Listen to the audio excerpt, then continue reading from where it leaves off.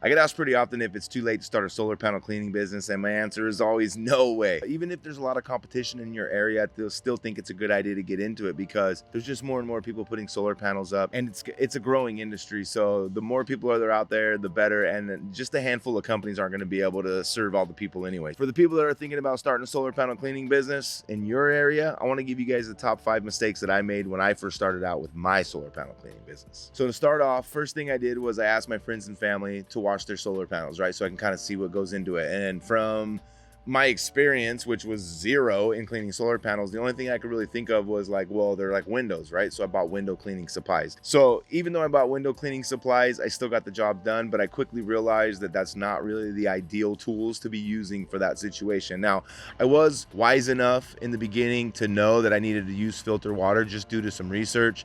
I didn't do a whole lot of research because I don't know if you're like me, but if I spend too much time researching, I'll just never make the move. So that's another thing that I like to tell anybody that's watching my videos is just do it. You know, the best time is now, just start. And even though you're making mistakes, it's always a positive thing to make mistakes because that, for me, that's the best way for me to learn. So let's move on to number 2. So the second mistake that I made when I first started my solar panel cleaning business was I didn't really create a solid way for following up with customers. Now, this is not a service that you get once a month. This is maybe a twice a year type of thing, maybe even once a year. But before you know it, that years went by, and then your phone's ringing for, hey, I think you cleaned my panels last year. I was gonna see if I can get you to come back out. Like, that's absolutely the worst. You want to try to keep records. It's great to know what you charge that person too, because let's say the year before, oh, you charged them 120 bucks or whatever, and then now it's a year later and you're like, oh, that's $200. You know, they're like, well, what the heck? It'd always be good to keep records. So in the very beginning, I kind of wish that I had more of a way to keep records and keep up with my customers and just keep records. So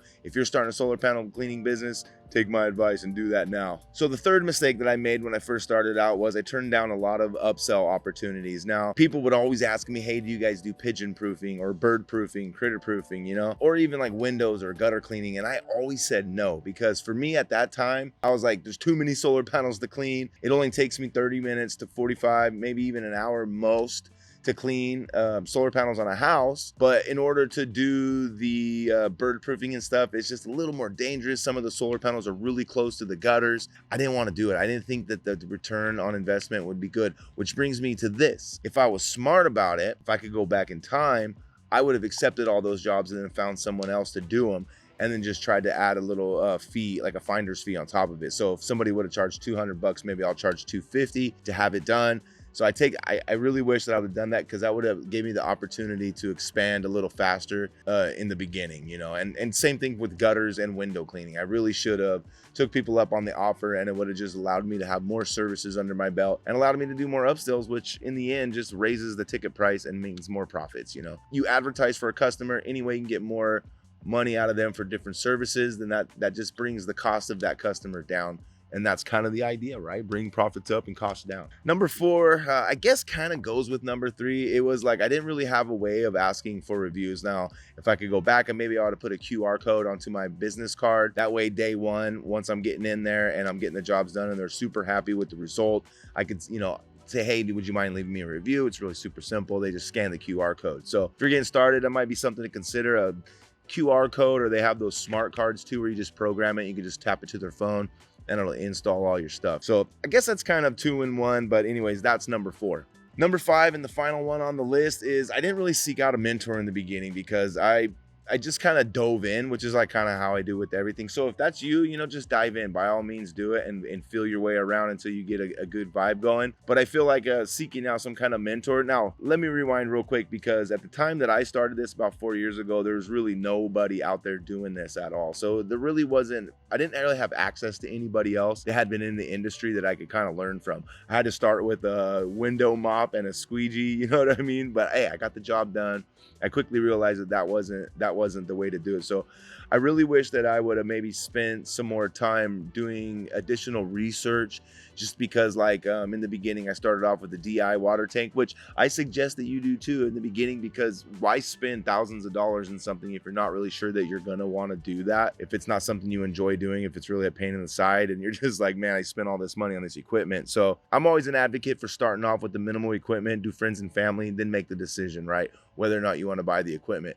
For me, I kind of knew I was in it for the long run because I already liked the business model and I was having fun doing it. So I probably should have opted in instead of wasting all the money refilling my filters all the time in the DI tank, because business picked up really quick because, like I said, nobody in the area was doing it, just me and my buddy. So I spent a lot of money on resin at that time, when really if I had a 3-stage tank, I would have been able to maximize my clean water and my resin. And on top of that, with the 3-stage DIY tank, this takes us back to number 2, is I could have done windows. I'd have been more confident doing windows because I could have said, hey, I'll do the exterior windows because I have a 3-stage filtering RODI system, and I could scrub your windows and not leave any water spots. But at the time, I was using DI and I just felt like it wasn't an efficient way to use the water. Hey, but we live and learn, and then we see a video on YouTube. So if you guys are thinking about starting your own solar panel cleaning business, take these 5 mistakes that I made, don't do them, and check out the top link in the description below. I got a full training on there, everything from Facebook marketing, the way that I grew my business up to the way it is today. And if you guys are interested, check out top link in the description below. And otherwise, I'll see you guys in the next video. Peace.